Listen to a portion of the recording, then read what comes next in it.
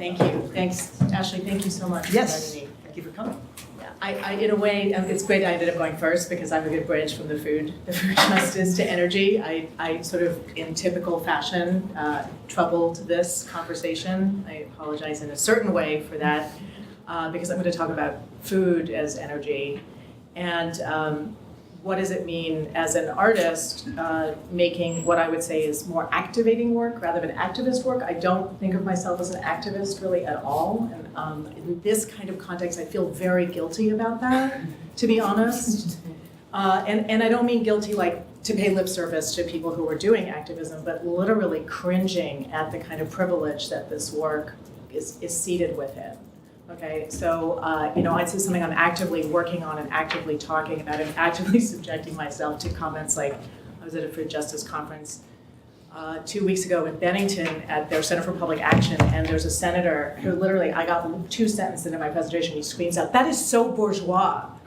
And I just turned to him, he's a state senator, and I said, "Thank you, Evan, for bringing that up," because I forgot to sort of give this caveat at the beginning, which by way of that just was my caveat. So bear with me. I think that there's some value to looking at this kind of work as let's extract some of the things. I can't even say the word extract anymore. Let's extrapolate some of the kind of components from this to think about engagement techniques that artists can bring to any kind of mind-changing conditions, right? The challenges of changing minds, okay?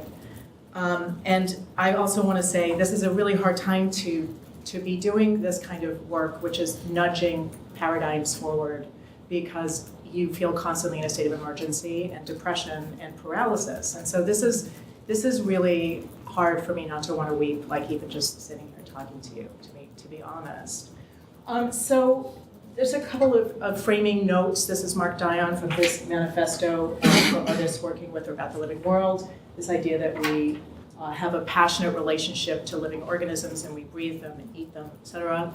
And then Donna Haraway's idea that companion comes from the Latin cumpanus, which is to break bread with. This idea of who is at the table, she extends to really asking questions of how we eat, with whom we eat, what we eat. So I'm going to show you I'm going to talk quickly and be very superficial. I wanted to show you a sort of suite of projects. This first was called Future Topophagies, which is a portmanteau of topography and phagy, to eat your topographies, that I did through the University of Minnesota with an agroecologist working there. And what we did is we had developed a set of constraints and then assembled groups over 2 days to play out future picnics. What would a picnic of the future look like?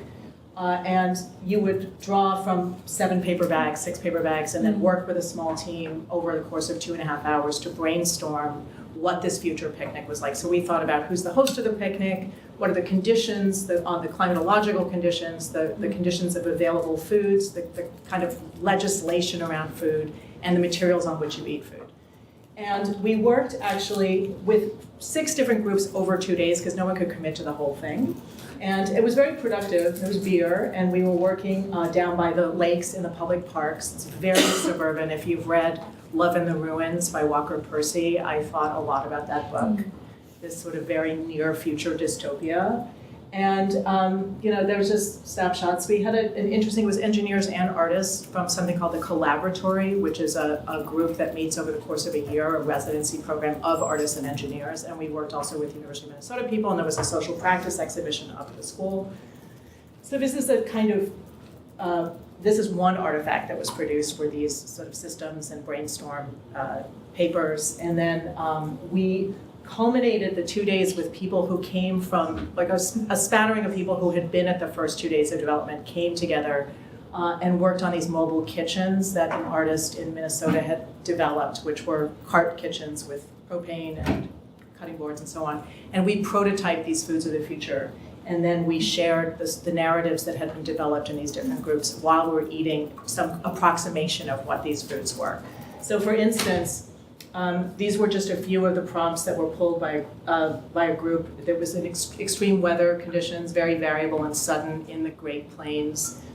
You lived mainly outdoors, and you really only had as a resource petrochemical products. So it was recycled products. So we dug through the garbages and found, bottles and stuff. And the idea of this world was you had food that was durable and sustainable, and food that you had to eat that was perishable quickly because you had to run. Because in the plains you could see the weather coming at you. So this community would see the weather coming at them, eat their perishables, and bring their durable foods with them, which consisted of things like maple syrup candies with anchovy, oily fish in the middle of them, things that would last for a long time.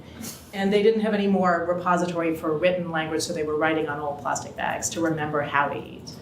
And then another group did, it was a child's birthday hosted by corporations, and the scenario that this group built was every day of the year you ate nothing but millet tacos, like the most horrible food possible. And then on your birthday, the corporations owned all the tastes of everything. So they would give you a flavor packet that came from, from their corporate taste ownership. And in this case, what we did to approximate this was we ground up an entire Big Mac, bun and all, and then dehydrated it into these kind of communion wafers. And then packaged them in edible paper that I had written on with edible ink, the logos for these companies. So it was repulsive, but very effective. And then the last part was that what happened was that wild foods became illegal to grow, and that you get a dime bag of a piece of mint. It was like the greatest thing you could possibly eat after all of that. So my theory about this is that you can really suture ideas of the future, ideas of change through prototyping, through the manufacture of some kind of an experience that isn't just in your head and isn't just sort of thought through or even just drawn. So the last one was the invasive species state fair. State fair is really big in Minneapolis, probably the biggest one in the country. Everything comes on a stick at the state fair. So this group did things like we harvested some invasive plants in the yard next door overnight. Me and Valentine had more time to plan this for the next day, and created snow cones out of invasive plants and carp, Asian, well, it's not really Asian, silver carp, but famously called Asian carp, on a stick. So that's one kind of project that was really productive and inspiring. It led to a lot more constraint-based design work for me, but this is a different kind of constraint-based project. And this is really the one that the senator yelled at me about. This was at Rice University. It was a dinner for 50 people about eating your way through deep time, eating your way through the time it takes for hydrocarbons to become, for marine microorganisms to become petroleum. And how do you get people to really think in terms of geological timescales? How do you get them to kind of consume this? And then how do you design all the mechanics of a project around that? So it started with these placemats. We had 8 placemats, and they took you through, they were lined up on your serving place, which you'll see in a second. And they were sort of 8 courses that took you through time, starting with the hydrocarbon, the tiny gigantic kingdom, moving through evaporation of salty seas to condensation, anaerobic conditions, oil floating upward, getting stopped. This is sort of how oil and gas happens, is it forms reservoirs underground based on certain very particular conditions. And then ending with digging up the gold, digging up oil, and then what does it mean to now have the results of that, the rise of slime, what they're calling the rise of slime, dead oceans, the return of these kind of Precambrian conditions.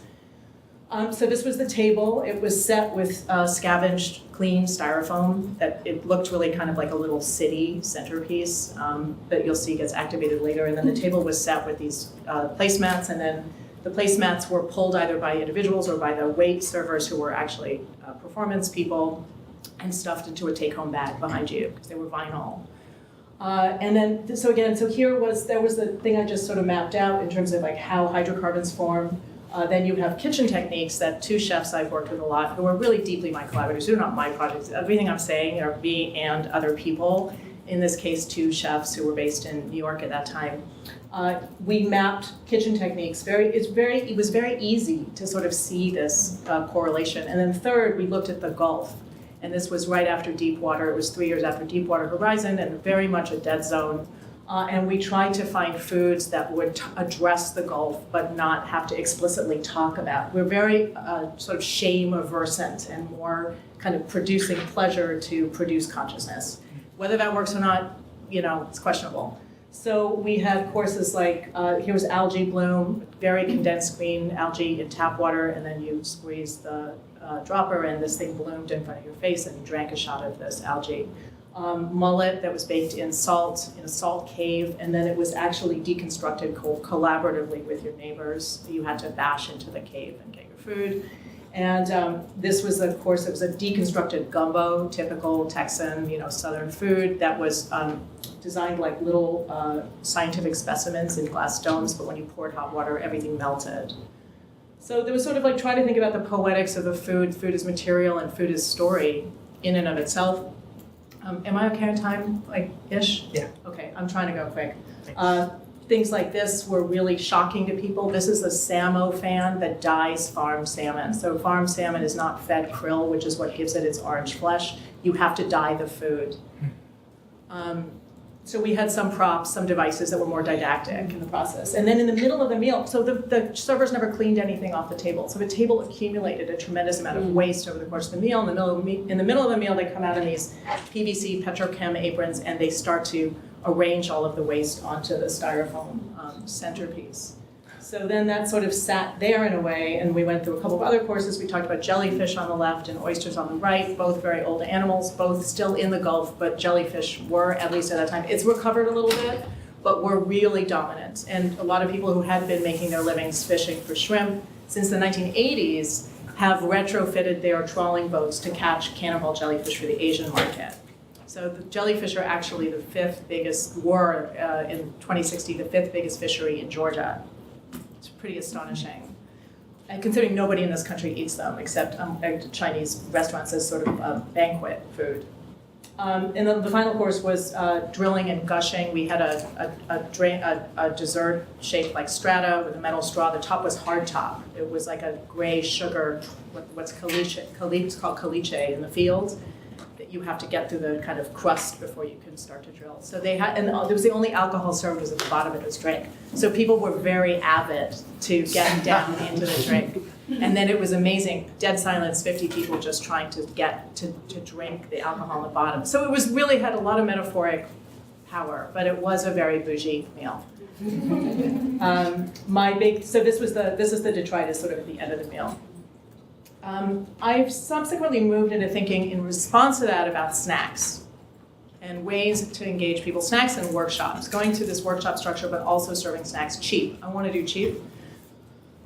But on the way to cheap, I have a grant through the Laboratory for Environmental Narrative Strategies, LENS, which is a center at UCLA. And part of the deal in developing this jellyfish snack was a fundraiser dinner, and it was a little bit of an obscene event. It was a lot of money. It was sold at auction, so a percentage of the money went to LENS, which is great. And then we sort of had to look at it as an opportunity to do all of our R&D in the 3 or 4 months around this issue of what does it mean to eat nimbly in climate chaos, and what are new kinds of food opportunities in climate chaos, and what's wrong with the food systems, and what are all the wrongs in the food system, of which there are endless amounts of them. And what does it mean then to eat in a way that will metabolize, literally digest these issues of change and instability? So we worked in the Mildred Mathias garden, which is at UCLA, and tried to remap the garden. And I'm not going to show this part, but we really did think about how to utilize that space in a way that would take people from the known to the uncomfortable, from the known to the unknown. So one of the theses that we had was Southern California really thinks of itself as Mediterranean. In fact, Mediterranean cuisine, California cuisine and Mediterranean cuisine are almost identical in their values. And what's lovely about this garden is that here's the Mediterranean section that is right next to the desert section. So as you walk up the hill, you can kind of experience this desertification narrative and start to question what's fundamental identity and what do you do about this? You're very attached to your food identities. So we had a dinner in the classrooms at the garden at the end of this walk. And we tried to think about how to serve these new foods that are relatively uncomfortable in a Mediterranean style. And one of the first things that was of great interest was the fact that no one eats goat meat in this country. So very few people. I mean, if ethnic communities eat goat meat, but goats are the most wasted food resource, one of the largest wasted food resources, because we eat a lot of goat cheese. And so thousands and thousands of goats are killed as babies because there's not enough, you can't sustain that many goats on a dairy farm. So this is like an incredible food opportunity. One young goat, this is a 5-month-old goat, will feed like 80 people, 90 people easily, if not 160, because we tried to make a meal that was like 15% meat. So another thing was cricket bread.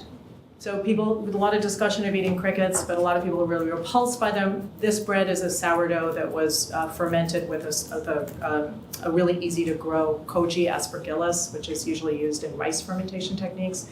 And it was 25% cricket. And you can't taste the crickets. The bread is very savory and very delicious anyway, and it just tastes like phenomenal bread, but it's super filled with protein. We served ice plant, which is on the top 20 invasive species list for Los Angeles County. Delicious, full of vitamin C, another kind of unrecognized food resource. And we served raw jellyfish, which was really freaky for people, but tastes just like the ocean kind of melting in your mouth. And for this, we couldn't we couldn't procure jellyfish from the ocean. We had to work, and this is another really weird thing. We worked with a marine biologist who had been raising them as aquarium pets. So she sold us her seconds, the ones that weren't good enough to sell to like people who want to have them as pets. This is also jellyfish, super processed, powdered, and then turned into like a kind of fancy treat. But the thing that I'm still trying to get to, and I'm actually doing this in 2 weeks at UCLA, is this Rising Seas Jellyfish Jerky project. We're doing this on the campus. We're making 1,000 servings of jellyfish jerky.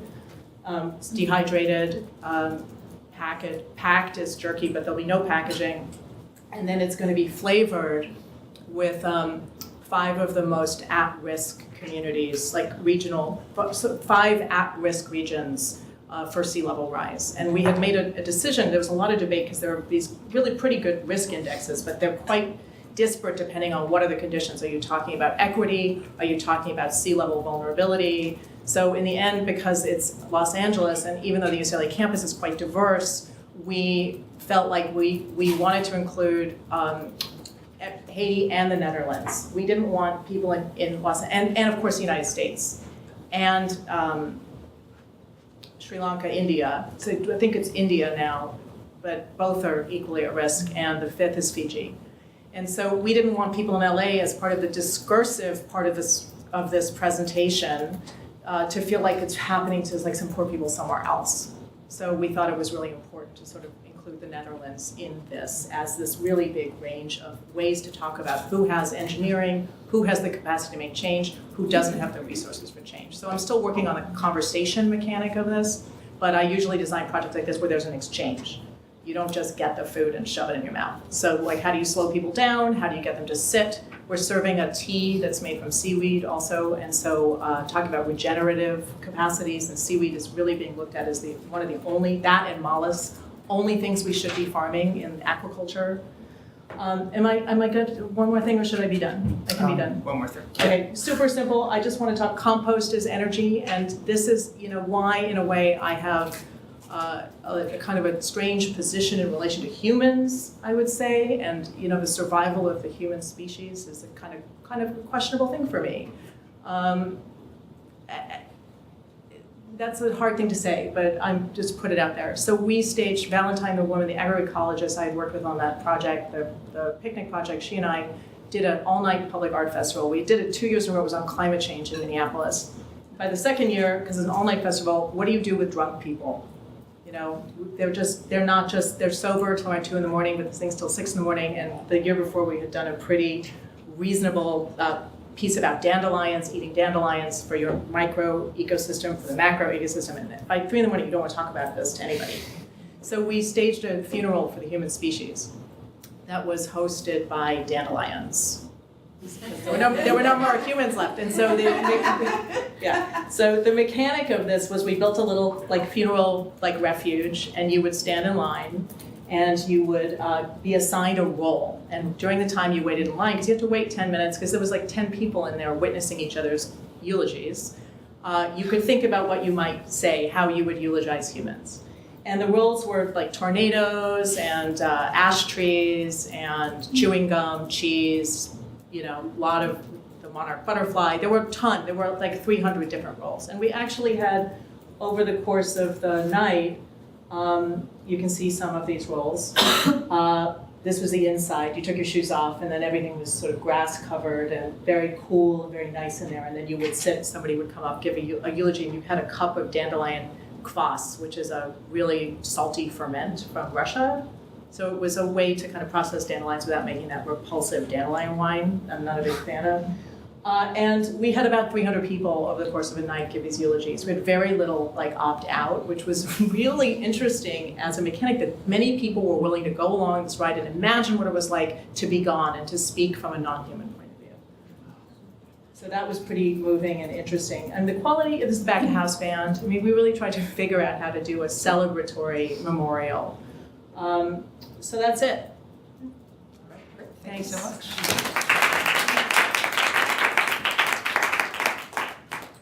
Okay, any immediate questions for Marina? We'll have conversation after each of the 3 presentations. Immediate question, is there attention to making the food for these dinners pleasurable, or is completely. it? Okay. I mean, Can you completely. Can you repeat the question and read it louder? Yeah, is there an effort to make the food pleasurable at these dinners, or is it just like allowing people to be uncomfortable with? Oh, I the see the taste of the question. The food always tastes incredible, but it might taste weird.